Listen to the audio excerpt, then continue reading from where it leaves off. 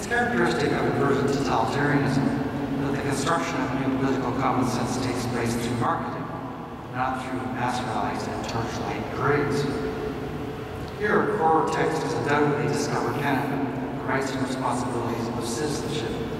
This guide for new citizens that was brought out in 2008 and reprinted in 2010 with some amendments. I bought quite a few copies of the back table if any of you would like to read it after this lecture, just to see if you think that my interpretation accords with your own experience in the document. What you really notice in this citizenship guide is the triumph of the new border vision of the country. It looks and feels like an infomercial in print and an infomercial for war. Here, war is unmistakably front and center. We find picture after picture of gallant soldiers with no blood, suffering, or bomb damage in sight. The war looks like a lot of fun.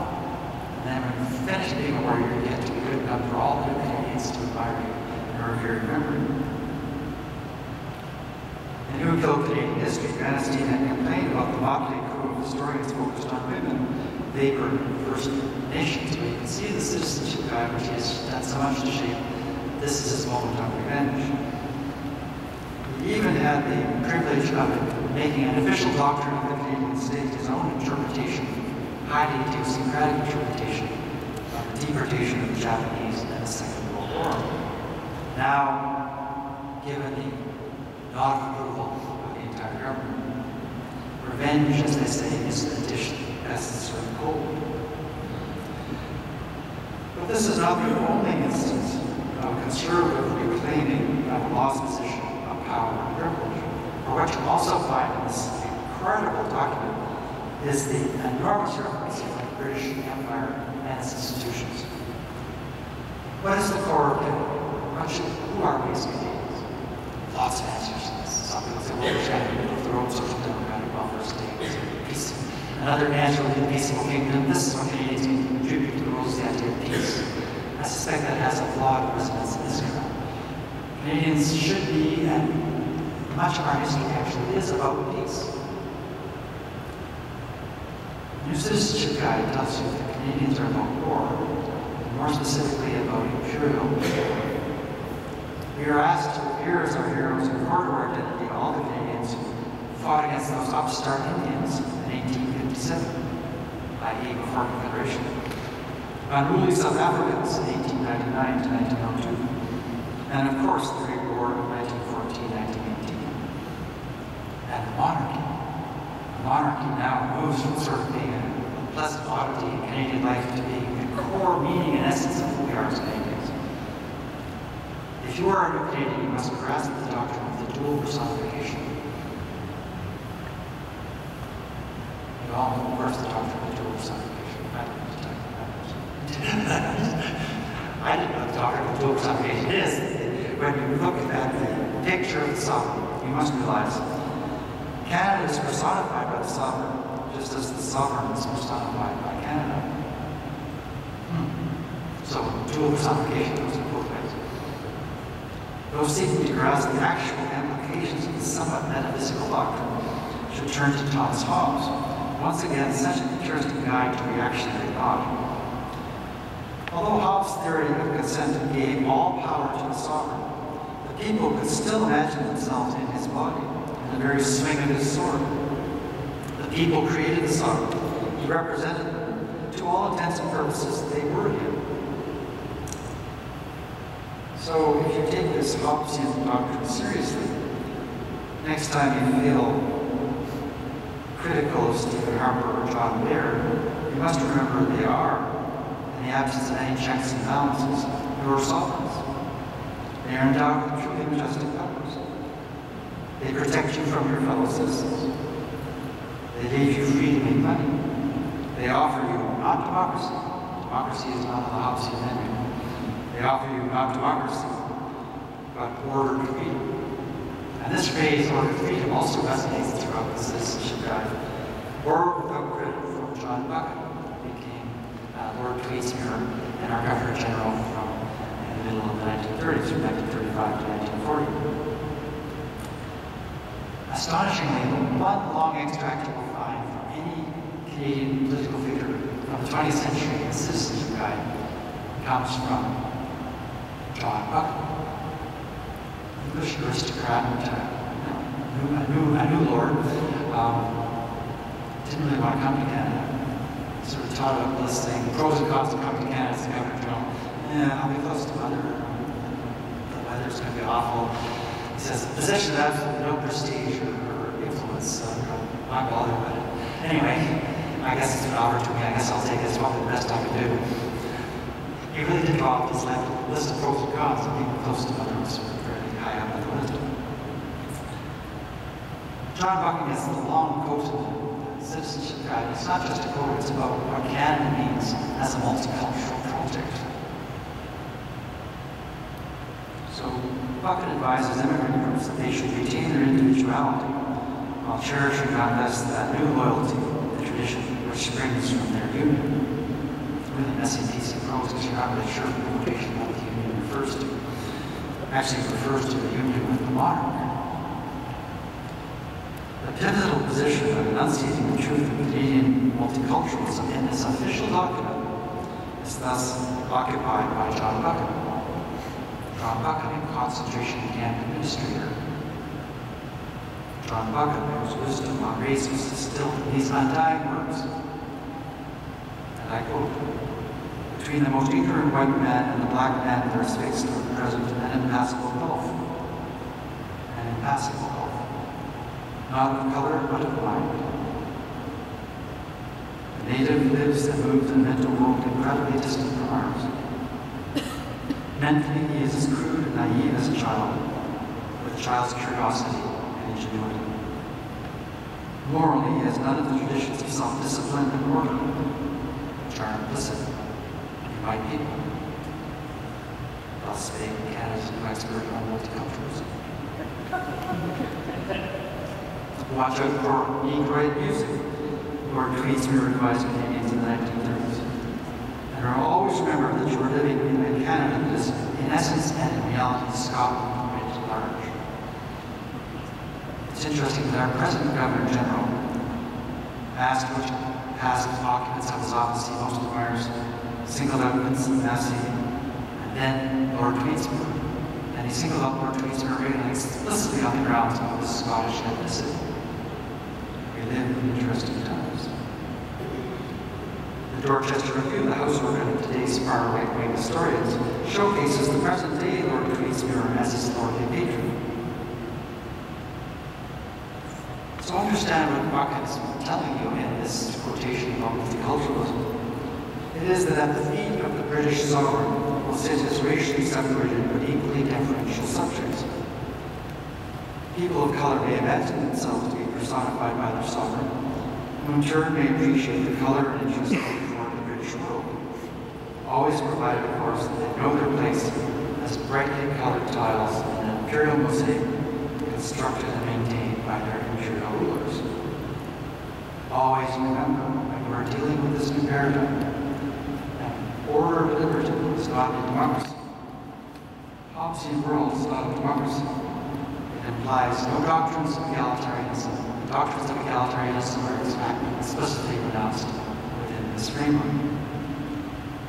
Of course, it does imply free enterprise.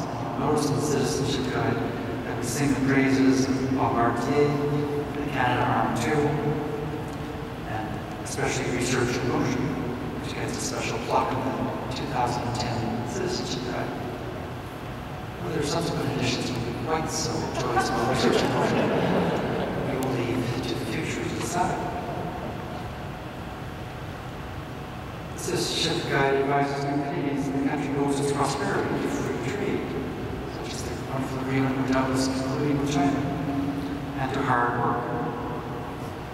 So true Canadians in this new paradigm realize that while their state personifies Her Majesty, it also embodies the corporate order and a permanent back to the United States.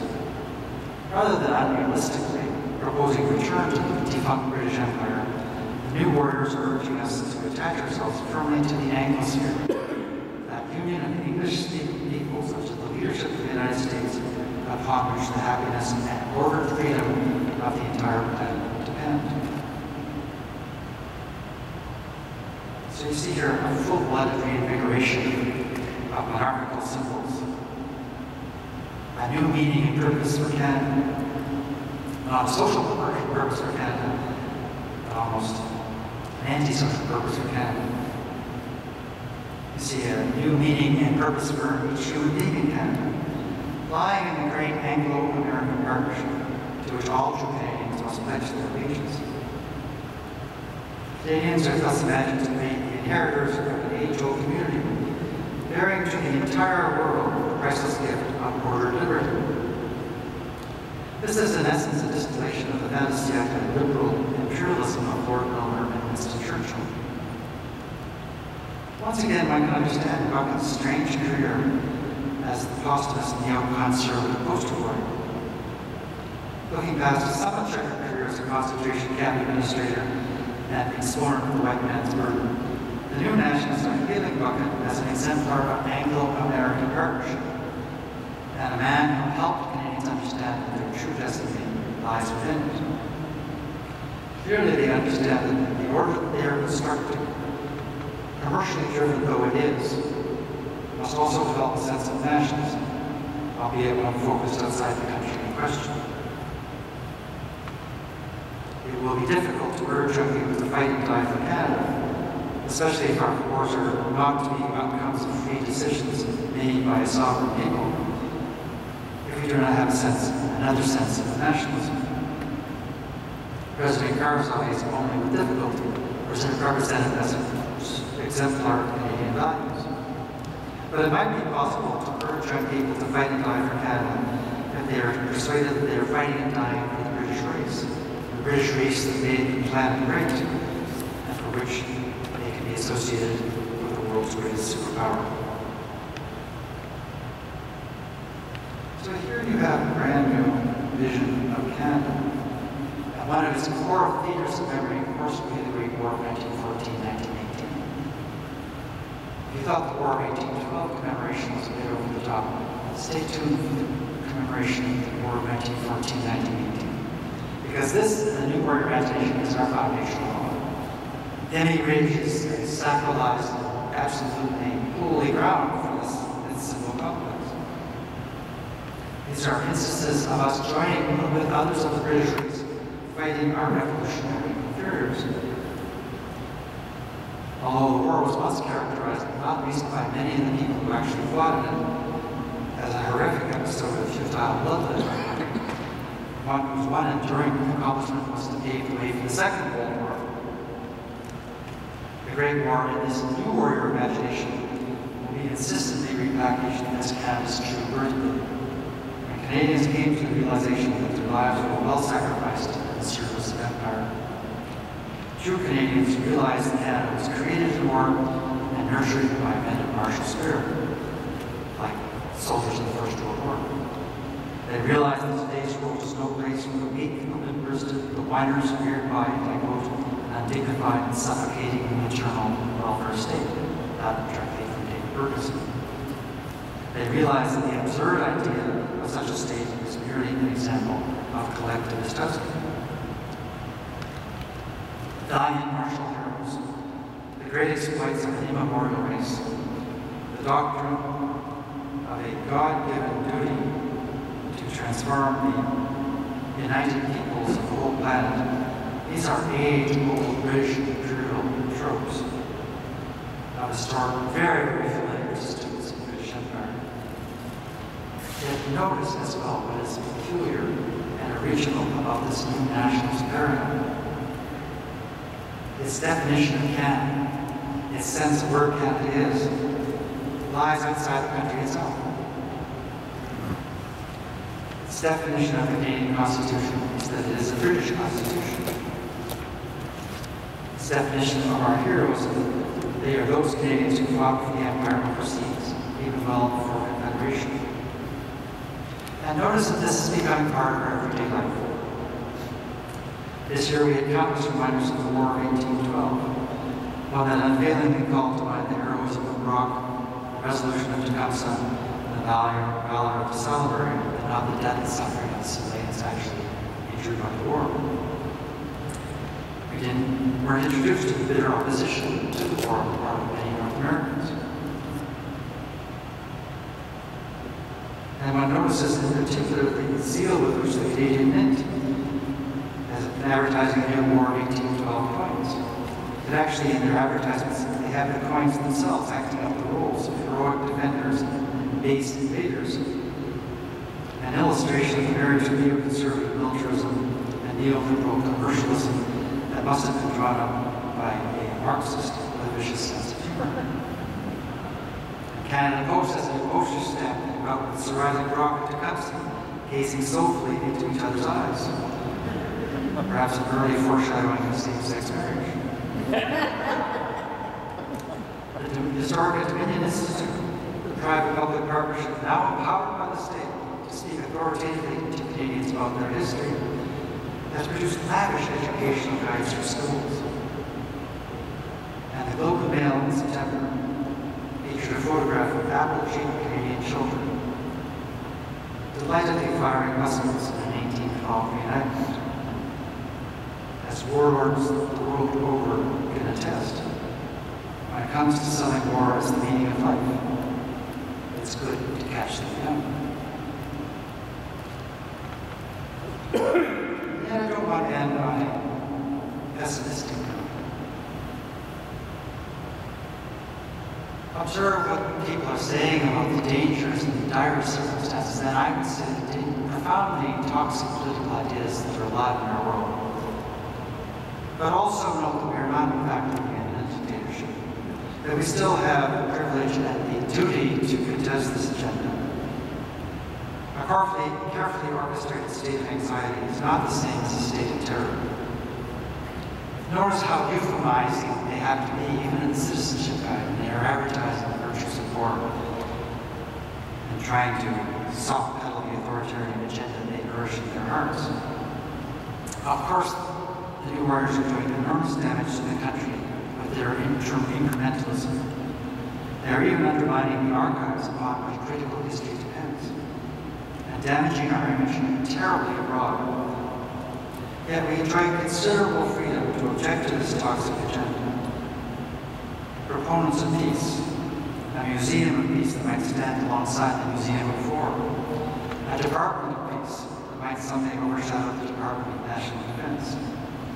These new crusades can take heart in the fact that most Canadians have stubbornly resisted the new warrior agenda. In fact, they don't want those second gaps repaired. Pollsters tell the government that the mission in Kandahar was a giant mistake. And they also tell the government that they don't want Remembrance Day to be about the glorification of war, but a solemn day to commemorate the dead and the dying on both sides. There is a solid enduring constituency for peace in Canada, and it is mobilizing against this extreme takeover. Understanding this reactionary project's dynamics, understanding its contradictions, mobilizing and uniting across a vast range of institutions that it is destroying.